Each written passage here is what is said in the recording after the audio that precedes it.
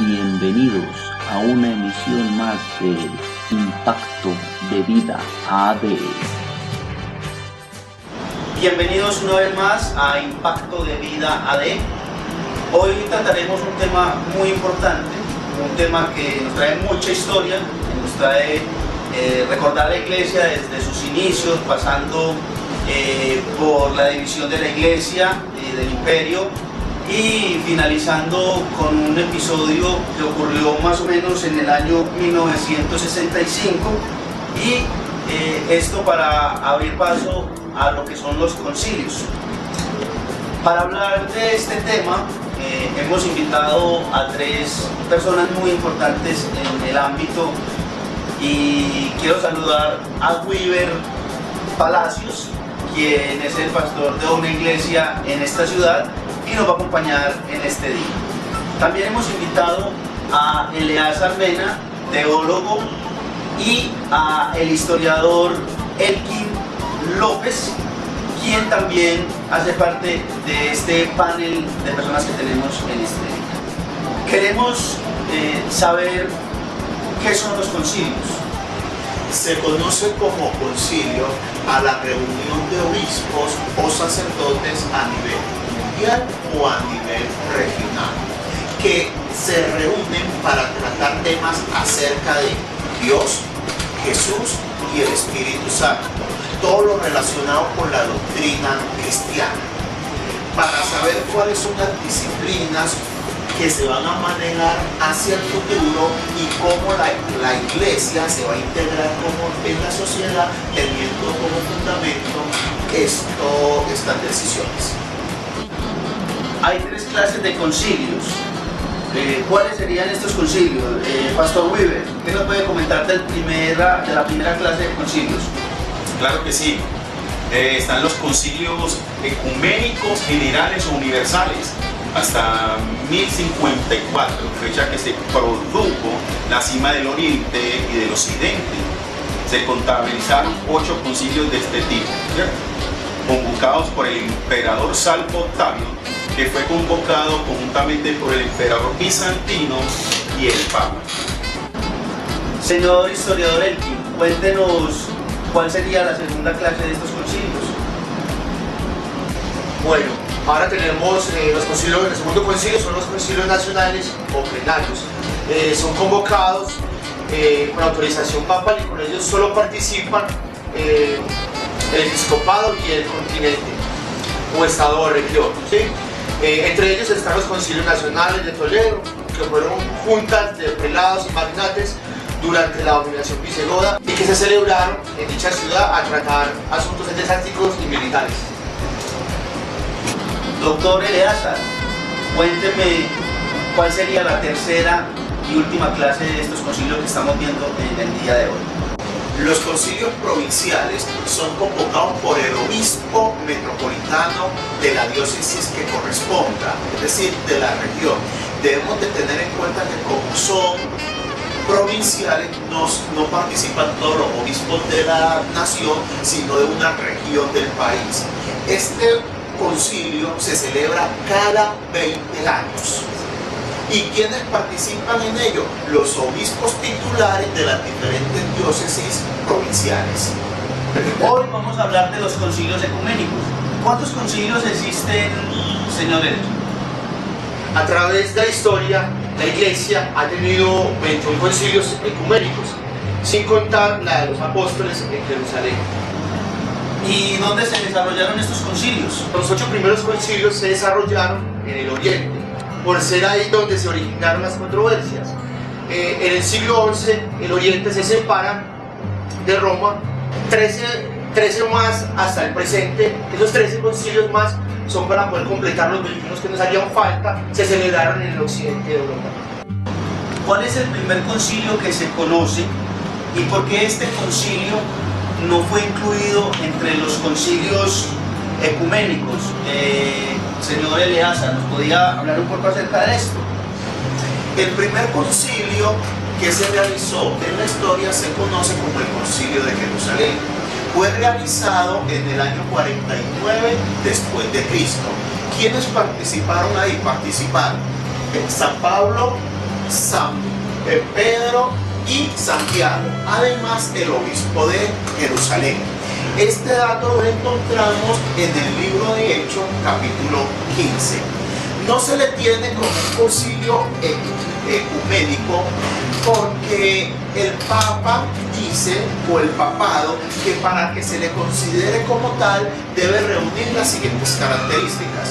Primero, tiene que ser convocado por el Papa. Segundo, precedido por él o un delegado suyo. Tercero, tienen que estar presente o representado en la mayoría por los obispos provinciales eclesiásticos del mundo. Y por último, para su validez se requiere como condición sine qua non la sanción del sumo pontífice de Roma. Por eso, como este concilio no reúne esas características, no se le considera ecuménico. Weaver, ¿qué trataba este concilio? ¿De qué nos hablaban estos concilios? El punto central de los debates del Concilio de Jerusalén, el Concilio de los Apóstoles, era aclarar a los cristianos gentiles si estaban obligados a guardar prácticas judías, especialmente la circuncisión o el guardar el sábado. Vemos a Pablo y a Bernabé que de una alta forma están involucrados en esta parte, diciéndoles al pueblo que por la gracia del Señor Jesucristo que somos salvos. El señor Eleazar nos puede decir qué buscaba la iglesia en ese entonces con estos concilios. En general, el debate central de todos los concilios era combatir las herejías que se suscitaban en el momento. Y es tan curioso, y no me alcanzo a imaginar la escena, cómo los diferentes participantes daban sus puntos de vista. Por ejemplo, Arrio decía que Cristo no es un verdadero Dios. Mesadenio en su momento llegó a afirmar que el Espíritu Santo no es verdaderamente Dios. Nesterio afirmó que si Cristo no es Dios, María no es la madre de Dios. Y por último, el señor Eustaquio, que es un excelente teólogo, decía que Cristo es Dios, pero no es hombre. Entonces, si es Dios y no es hombre, eso se convertía en una herejía. Todo eso eran los debates centrales de estos concilios. Gracias a Dios llegaron a un punto central que es el que tenemos hoy en día, y por eso estamos siguiendo a Cristo. Vamos a hablar primero de los concilios de Oriente.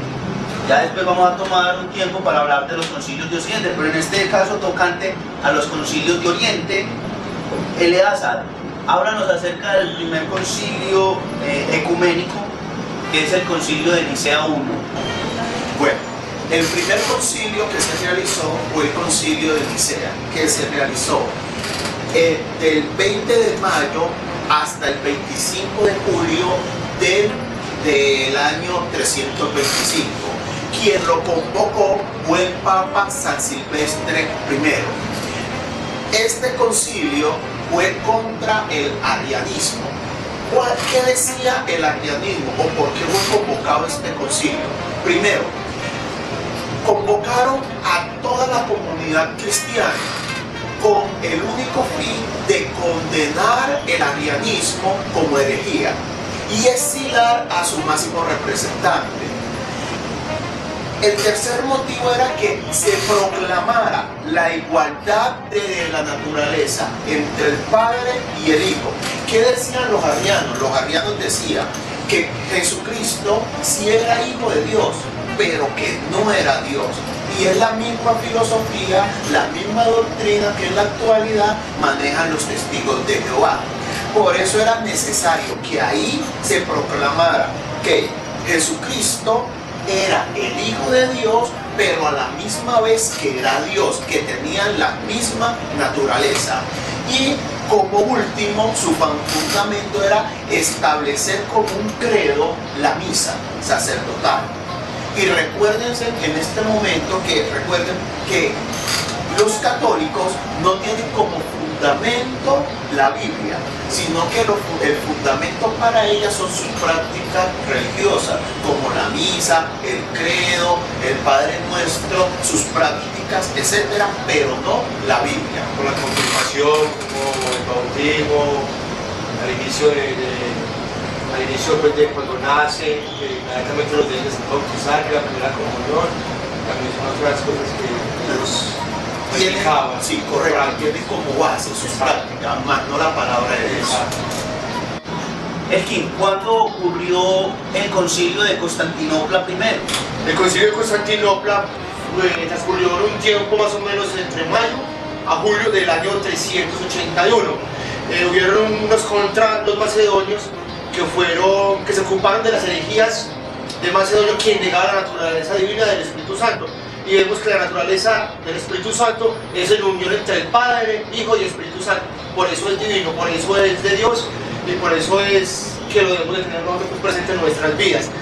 También condenó la doctrina de Pelagio Celestino, quien negaba la transmisión del pecado de Adán a su descendencia y defendían la bondad puramente humana para hacer el bien sin el curso del auxilio divino.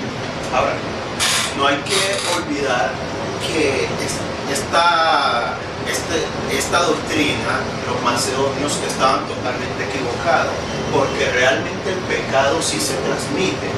Por algo dice la Biblia que el primer Adán pecó y ese pecado fue transmitido hacia nosotros, y siempre que una persona nace, vemos que nace con el yo por delante. Yo tal cosa, yo quiero esto, yo hago esto. Nunca está encaminado a decir, ¿qué quieres tú? Sino, yo quiero esto. Y nuestra naturaleza también es inclinada al pecado. ¿Quién evita que pequemos? El Espíritu Santo, que nos redarguye. Pero si no fuera por eso, siempre estuviéramos pecando. Eleazar, ¿qué nos puedes contar acerca del concilio de Éfeso? El concilio de Éfeso se realizó entre el 22 de junio y el 17 de julio de 431. Fue convocado por el Papa San Celestino I en contra de la doctrina del nestorianismo. ¿Qué dice esta doctrina? ¿Qué decía? Decía que Cristo, cuando estuvo en la tierra, no vino con las dos naturalezas, es decir, o era hombre o era divino, pero no tenía las dos. Pero nosotros vemos claramente en la palabra de Dios que Cristo se manifestó bajo sus dos naturalezas, 100% hombre, 100% divino. ¿Cómo se manifestó?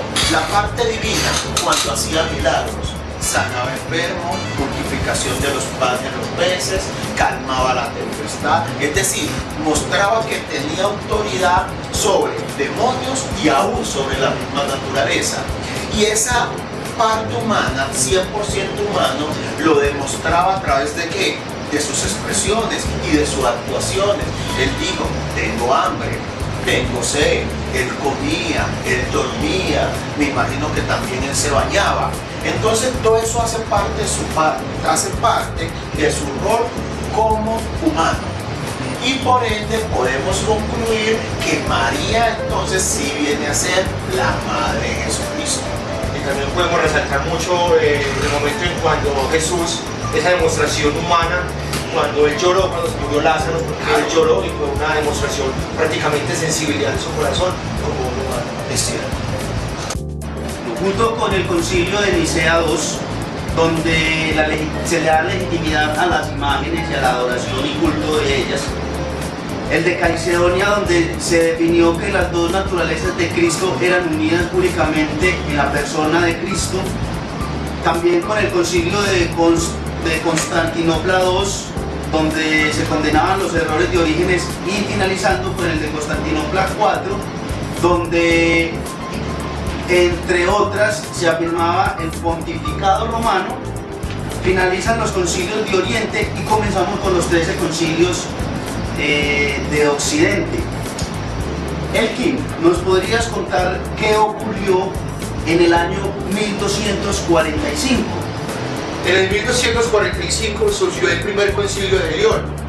Eso fue más aproximadamente entre el 28 de julio al 17 de julio. Ahora fue convocado por el Papa Inocencio IV, que tomó como una represalia contra el emperador Federico II. Que ese emperador, al ver que la Iglesia Católica Romana tenía cierta cantidad de dinero, tenía muchas posesiones, él quiso como tomarse todo eso y se fue contra la Iglesia Católica. Ahora, este Papa quiso tomarse o hizo llevar a toda la Iglesia en contra de él para poder pues como tenerlo bajo control. Después de eso, el segundo emperador Federico quiso usurpar todos los bienes de la Iglesia, pero no lo pudo lograr porque obviamente la Iglesia Católica pues siempre ha ganado y hasta no ha logrado ganar. También hubo una reforma que el Papa Inocencio IV puso en esa reforma, que era colocar un sombrero, un capelo rojo, y ese capelo rojo tenía unas esferas, y de acuerdo a la cantidad de las esferas era el rango de los cardenales a los cuales iban ascendiendo. ¿Nos podrías también contar acerca del Concilio de Constanza? Este concilio surgió aproximadamente en un periodo de 4 años. Está entre el 5 de octubre de 1414 al 22 de abril de 1418. El Papa Martín V quiso tomar se fue en contra de unos personajes que se llamaban Wycliffe, Martín, Juan Hus y Jerónimo, porque ellos querían demostrarle a la Iglesia Católica que estaban equivocados.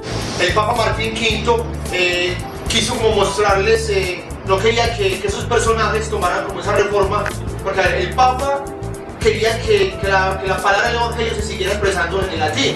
Lo que hacían esos personajes, o Wycliffe, quería como colocar, llevar el Evangelio al idioma natural de la inglés y poderlo predicar a todos los gentiles, ya que vemos que el Papa no quería que se compartiera pues como el Evangelio a todos los personajes en general.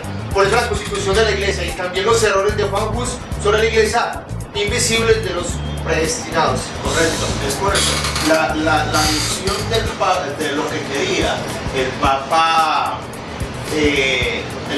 era lo siguiente: que el pueblo no se enterara de las riquezas y la sabiduría que hay en la Biblia. Entonces las quería mantener ocultas, que el pueblo no se enterara. Eso fue lo que hicieron nuestro Señor: traducir la palabra de Dios del latín al idioma natural de cada uno de ellos y darla a conocer al pueblo. En eso tenemos razón. Excelente, por eso el Evangelio se debe predicar a todos los gentiles en general y a todo el mundo. Y quizás pueden haber muchas personas que quizás quieran ocultar la realidad, como lo vemos hoy en día en la Iglesia Católica. Tú vas a mirar que no te enseñan la realidad de la Biblia ni nada de eso, y ni te explican ni te enseñan pues parte del Evangelio, que es algo muy esencial para poder compartir el mensaje de Dios. Correcto. Eleazar, ¿y cuándo se le dio inicio a la creencia de la Trinidad? Eso ocurrió en el Concilio de Florencia, entre 1431 y el 1432, es decir, un año, por la reconciliación de los griegos y los latinos. Este concilio sancionó el canon católico relacionando oficialmente cuáles eran los libros de la Biblia. Es decir, los libros de la Biblia católica son estos, y los enumera. Además de eso, intenta una nueva unión con la Iglesia Oriental Ortodoxa. Empieza a hacer alianza con los griegos, los armenios y los jocovitas. Con estos jocovitas, esto último, que ellos aceptaban la Trinidad, para la Iglesia Católica poder hacer esa alianza, tuvo también que aceptar la Trinidad, porque ellos no creían al principio en la Trinidad. Ratifican lo que es la figura del purgatorio. Y además de eso, recomiendan en el Romano Pontífice el poder universal de la Iglesia. Es decir, que la Iglesia universal era guiada por los papas, la Iglesia Católica. Pero realmente en todo esto, en síntesis, reconocen la Trinidad en este concilio. Y Weber, para finalizar, hablemos del Concilio de Trento. Concilio de Trento. Este concilio data del tiempo del 13 de diciembre de 1545 al 4 de diciembre de 1563. Fue convocado por los papas Pablo III, Paulo Julio III y el Papa Pío IV. Estos tres papas querían ratificar la tradición de la iglesia. Recuerden que el Martín Lutero, que trajo una nueva reforma a la iglesia cristiana. Entonces lo que pasa es que estos tres papas querían ratificar una vez más la tradición por encima de la palabra de Dios. Recuerden lo que dice la palabra de Dios en el libro de Efesios, que la salvación es por gracia y no por las obras de la ley, en contra de lo que dice la tradición de la iglesia romana tradicional. Estimado pastor, historiador, recordemos algo, un suceso muy importante en esta fecha, que apareció Martín Lutero haciendo las reformas a la Iglesia Católica, proponiendo que la Iglesia Católica estaba colocando por encima de la palabra de Dios los sacramentos. Y fue ahí precisamente cuando los papas observaron que mucha gente, especialmente los de la clase alta, las personas estudiadas, estaban siguiendo a Martín Lutero porque tenía la razón.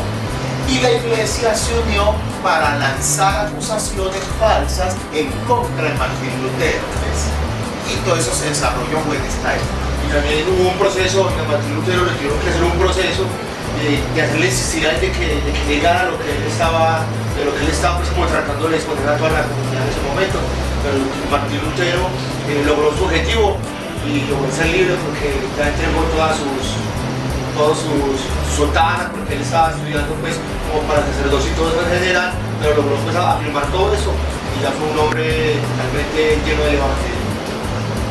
Bueno, muchas gracias por estar con nosotros. Le damos gracias a Elkin, el historiador que nos acompañó en el día de hoy, al doctor Eleazar, teólogo, y al pastor Weaver por estar con nosotros compartiendo este tema que fue tan enriquecedor para nosotros. Lo invitamos para una nueva emisión de Impacto de Vida AD. Hasta entonces.